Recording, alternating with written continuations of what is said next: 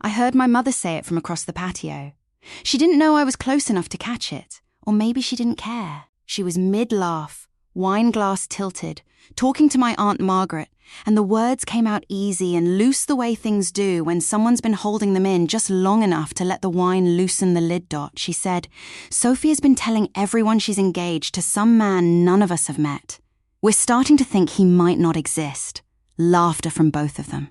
My cousin's engagement party. 30-something people on a rented patio on a Saturday afternoon. Streamers and catered food and a photographer walking around catching candid moments. I was standing 8 feet away holding a glass of sparkling water. I didn't turn around, didn't change my expression, just took a slow sip and looked out at the yard like I'd heard nothing at all.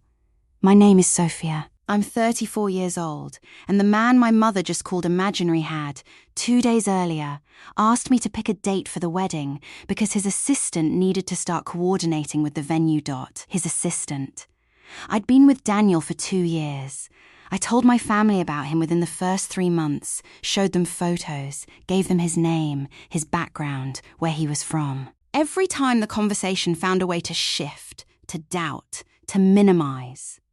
So, eventually I stopped offering details. What I hadn't told anyone, not even my closest cousin, was what Daniel did for a living, or what he was planning to do that afternoon. Let me back up because the party didn't happen in a vacuum. I grew up in a Filipino-American household in Northern California. My parents immigrated in their late 20s, worked hard, built a stable life, and brought with them every expectation that comes packed into that particular kind of upbringing. Education, respect, marriage to someone appropriate, a timeline that didn't deviate too far from the one they'd mapped out in their heads before I was old enough to have opinions. I'd done most of it right. Nursing degree, then a master's, good job at a regional hospital. Paid my own rent from the age of 23. Called home every Sunday. But I was 34 and unmarried, which in my family's language translated loosely to something is wrong with her. I dated before Daniel. 2 relationships my parents knew about, both Filipino, both vetted, both eventually ended for reasons that had nothing to do with ethnicity. When those didn't work out, my mum started making gentle suggestions. A family, friend's son, someone from church, a colleague of my dad's who was very settled. Then I met Daniel. We were introduced through a mutual colleague at a conference in Seattle. He was quiet in a room full of loud people, which is the first thing I noticed. We talked for 3 hours. He flew back to meet me the following weekend. By month 4, I knew it was different from anything I'd had before. But when I mentioned him to my parents, my mother's first question was, "What does he do?" I kept my answer vague on purpose. That decision would matter more than I knew. The thing about Daniel is that he never pushed me to explain him. I told him early on how my family operated. The expectations, the scrutiny, the way they could take something good and quietly dismantle it with the right sequence of questions. He listened, didn't make it about him, and said, "Whenever you're ready." That patience was either going to mean everything or nothing, depending on how things went. By the time my cousin Olivia announced her engagement, Daniel and I had been together almost 2 years. I had his ring on my finger, simple, white, gold, exactly what I'd told him I wanted. I'd worn it for 3 weeks before anyone in my family noticed. My mother noticed at Sunday dinner. She looked at my hand, looked at my face, and said, "Is that what I think it is?" I said, "Yes." She called my father over. He looked at the ring, asked where Daniel was, and when I said he was traveling for work, something shifted in the room. Not dramatically, just a slight cooling, like a window had opened somewhere. My dad asked how long Daniel traveled. I said it varied. He asked what kind of job required that much travel. I said he was in private investment and development.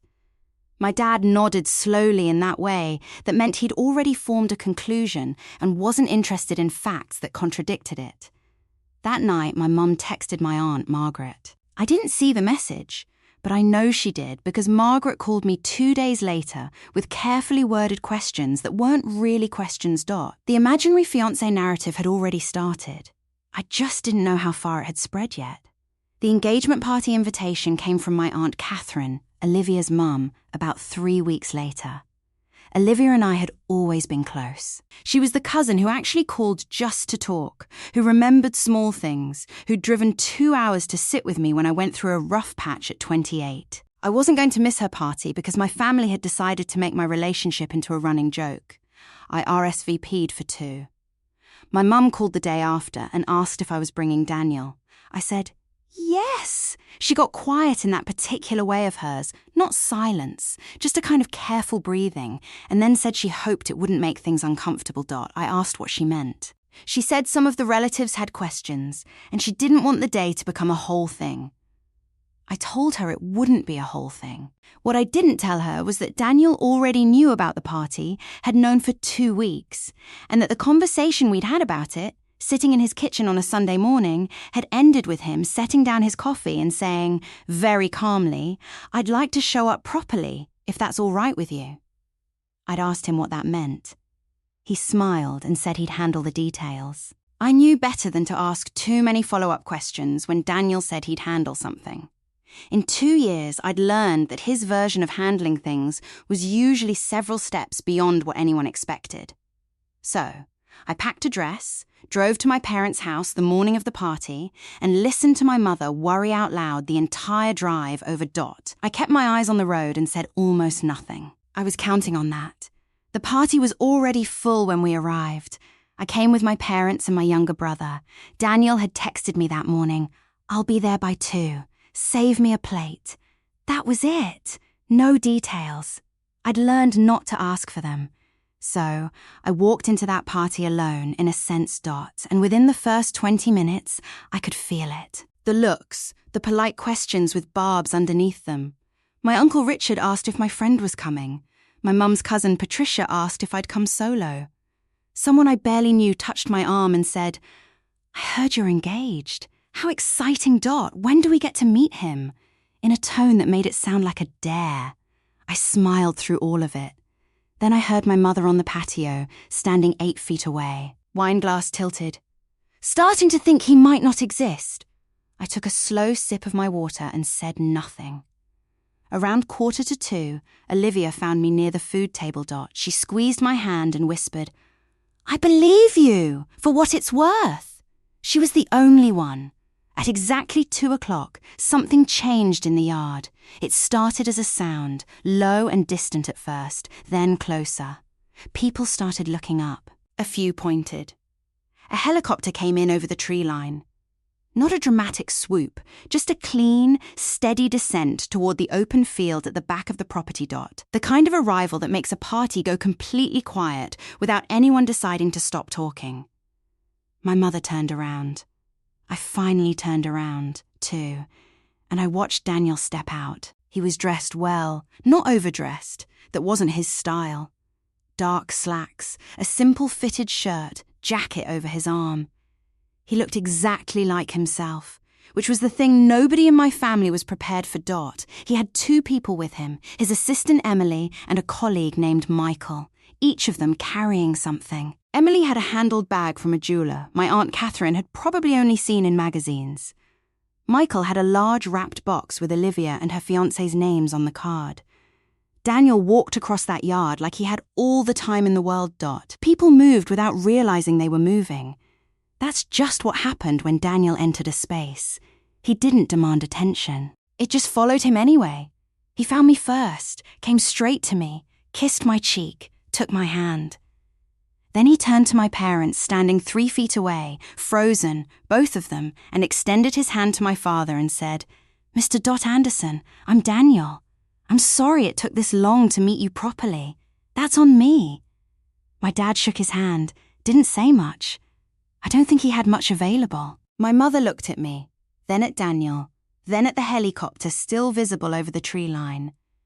Daniel handed her a small wrapped box, something he'd had Emily pick out, a thoughtful hostess gift, and said he'd heard she'd done a lot to help plan the event and wanted to acknowledge that. Dot. She thanked him in a voice I'd never heard her use before.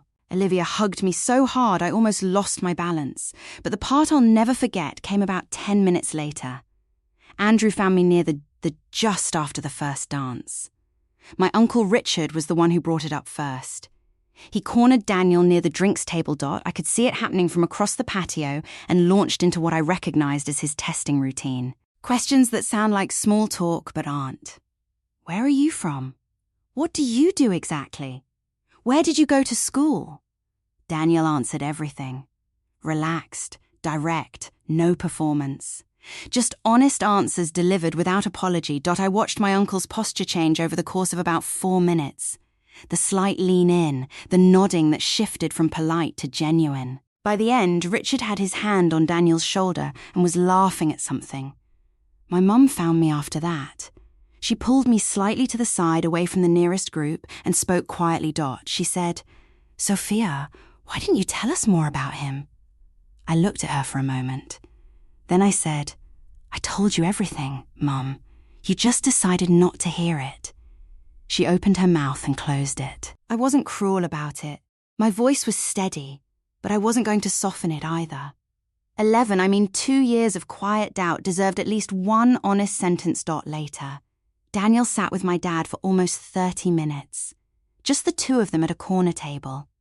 I didn't hover. I let it happen. When my dad came to find me afterward, he put his arm around my shoulder and said, "He calls you his wife." I said, "I know." He nodded slowly. He didn't say he was sorry, but the arm around my shoulder stayed there for a while. Sometimes that's the version of sorry you get. We got married 4 months later. Small ceremony, 30 people. Daniel had offered something bigger, and I told him I wanted simple, and he didn't push back once. That's still one of my favorite things about him. My parents were in the front row. My mum cried through most of it. Not performative crying, the real kind, where she kept pressing a folded tissue to the corner of her eye and looking at me like she was trying to memorize something. My dad sat straight and still the whole time, the way he does when he's feeling more than he wants to show. Olivia was my maid of honor. At the reception, my mother found me during a quiet moment between songs and took both my hands. She said, "I'm sorry for what I said at Olivia's party. I didn't know you were close enough to hear." I told her I'd heard. She said, "I'm sorry anyway. Not because you heard, because I said it." That distinction mattered to me. I told her that. We're in a different place now, my mother and I. Not a perfect place. She still has opinions she sometimes can't help voicing. My dad still processes things slowly and sideways, but they show up. They call. They ask about Daniel by name and they listen to the answer. Daniel and I bought a place outside the city last spring. My parents have visited twice. My mum figured out how to use the video call feature on her phone just so she could see the house. I think about that afternoon at Olivia's party sometimes. The patio, the wine glass, the words she didn't think I could hear. And then I think about Daniel stepping off that helicopter, walking straight to me and calling me his wife before anyone else had the chance to decide what I was worth. That moment belongs to me. Thank you for taking the time to listen to today's story. I truly appreciate your comments, feedback, and thoughts. Don't forget to like, share, and subscribe to support the channel. See you again in the next stories.